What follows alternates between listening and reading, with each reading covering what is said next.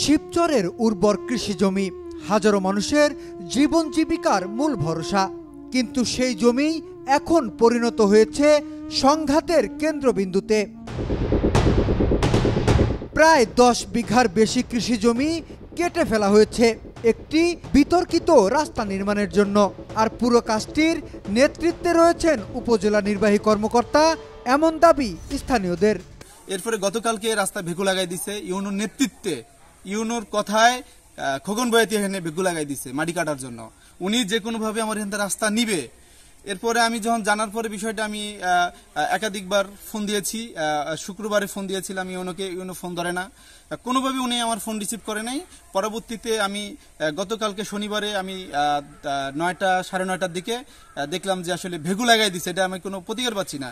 পরে আমি ওনার হোয়াটসঅ্যাপে মেসেজ করছি যে স্যার, আমি তো আপনাকে লিখিত অভিযোগ দিলাম, অভিযোগের ভিত্তিতে আপনি আসলে কোনো ব্যবস্থা নিলেন না। সরকার যখন কৃষি জমি রক্ষায় কঠোর নির্দেশনা দিচ্ছেন, ঠিক তখনই প্রশাসনের এক শীর্ষ কর্মকর্তার বিরুদ্ধে এ ধরনের অভিযোগ বিষয়টিকে আরো স্পর্শকাতর করে তুলেছে। ওনার কিছু সংগ্রহ বানাই ফেলছে। আপনি তো টাকা দিয়ে নিছেন না, এমনি টাকা মনে হয় কিছু পাইছে এই থেকে।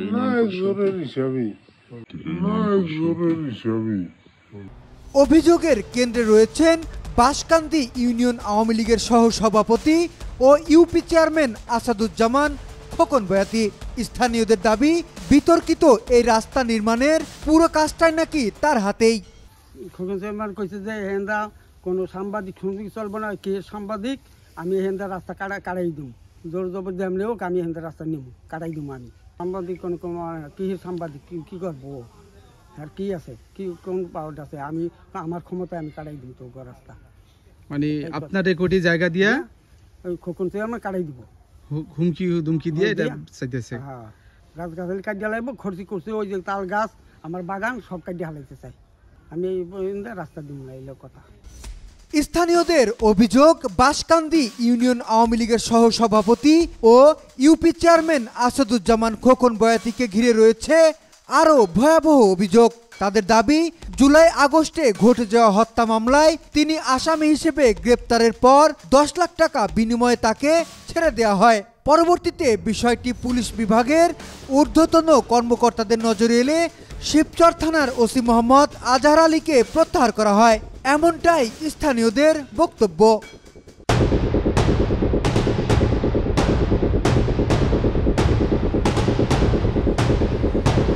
চেয়ারম্যানের বিরুদ্ধে জুলাই আগস্ট হত্যা মামলার বিষয়ে ইউনোকে প্রশ্ন করলে তিনি বলেন সব জেলা প্রশাসক জানেন।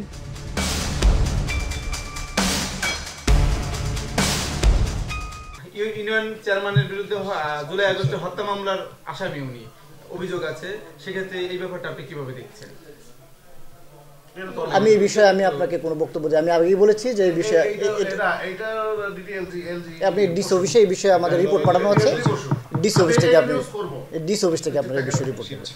স্থানীয়দের দাবি, শিবচর উপজেলা নির্বাহী কর্মকর্তা তিনি নিজেই নাকি খোকন বয়াতিকে দিয়ে রাস্তা নির্মাণ করাচ্ছেন।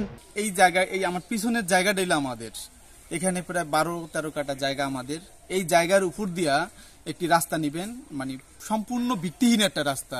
আমাদের প্রায় 1.5 কিলোমিটার দূরে একটা কবরস্থান আছে, সেই কবরস্থানকে ভিত্তি করে 1.5 কিলোমিটার একটা রাস্তা কৃষি জমির মধ্য দিয়ে নিচ্ছে। আমি আসলে যে বিষয়টা জানতে চাই সেটা হচ্ছে যে, আমি এই ব্যাপারে জানার পরে উপজেলা নির্বাহী কর্মকর্তা UNO sir Mizan, SM Mizan, তার সাথে আমার ওভার ফোনে কথা হয় এবং আমার টেলিভিশনের হেড অফ নিউজ তার সাথে যোগাযোগ করে। উনি বলে যে ঠিক আছে, যার সমস্যা তারকে আমার একটু ফোন দিতে বলেন। ওনার সাথে কথা বলে ওনার কথাও শুনে নাই। গাছপালা কাইটা তার রেকর্ডি জায়গা দিয়া কিভাবে এটা সম্ভব, যে এত পাওয়ার কিভাবে পায়, এটা আমি মাদারীপুর জেলা প্রশাসক, একই সাথে প্রধান উপদেষ্টার কাছে আমার আকুল আবেদন থাকবে, তিনি জানি আমার এই জায়গায় যে আইন শৃঙ্খলা যে অবনতি হয়েছে সেটি শৃঙ্খলা ভিতরে ফিরিয়ে আনে এবং অতি দ্রুত এইটার ভিতরে আসলে যারা আছে অবৈধ কার্যক্রমের সাথে তাদের আইনের আশ্রয় আনে। ঘটনাস্থলে সাংবাদিকদের উপস্থিতির খবর পেয়ে শিবচর উপজেলা নির্বাহী কর্মকর্তা সেখানে পৌঁছান। স্থানীয়দের অভিযোগ, তিনি ঘটনাস্থলে গিয়ে সাংবাদিকদের ভূমিকায় নেমে চেয়ারম্যানের পক্ষে সাক্ষী হিসেবে নিষিদ্ধ ঘোষিত ছাত্রলীগের কিছু চিহ্নিত সদস্যদের সাক্ষাৎকার মোবাইলে ধারণ করেন। পরবর্তীতে উপজেলা নির্বাহী কর্মকর্তা সেই ভিডিও সাংবাদিকদেরও দেখান। সাংবাদিকরা ভিডিওটি দেখে জানান এরা সবাই নিষিদ্ধ ঘোষিত ছাত্রলীগের সদস্য। একথা শুনে উপজেলা নির্বাহী কর্মকর্তা নীরব হয়ে যান। এরপর সাংবাদিকরা আরো প্রশ্ন করলে তিনি আর কোনো মন্তব্য করেননি। এটা তো আসলে এই বিষয়টা এই বিষয়ে আমার জানা নেই। এই বিষয়ে আমি আমার ডিসিশন আপনাকে বলেছি। আপনার যদি আর কোনো বক্তব্য থাকে তাহলে আপনি ওনার কাছ থেকে বক্তব্য নিতে পারেন। প্রশাসনের অনুমোদন ছাড়াই কৃষি জমি কাটা আইনত অপরাধ। জমির মালিকদের সম্মতি, নোটিশ, জরিপ, ক্ষতিপূরণ এসব ছাড়া রাস্তা নির্মাণের প্রশ্নই আসে না। এমন পরিস্থিতিতে সাধারণ মানুষের প্রশ্ন, তাহলে এই রাস্তা হলো কিভাবে? আর কেনই বা অভিযোগকারীরা কৃষক উল্টো বিপদের মুখে?